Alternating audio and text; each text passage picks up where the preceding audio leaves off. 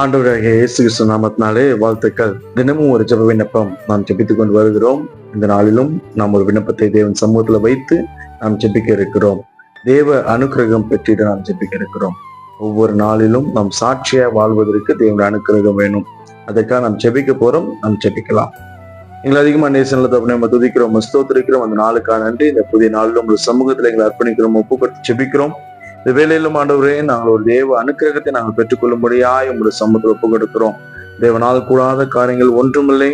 தேவனால் ஆண்டவரே, நம்முடைய அனுக்கிரகத்தை நிமித்தமா நாங்கள் சாட்சியை நிலை நிற்க முடியும் என்று நாங்கள் விசுவாசிக்கிறோம்.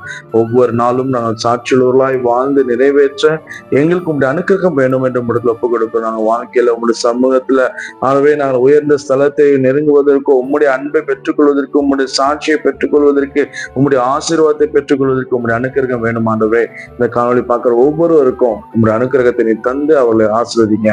இயேசு நாமத்தில் ஒப்பு கொடுக்கும் நல்ல பிதாவே, ஆமென். ஆமென். God bless you. நீங்கள் தேவனுடைய அனுக்கிரகத்தை பெற்றுக்கொள்வீர்கள். ஆமென்.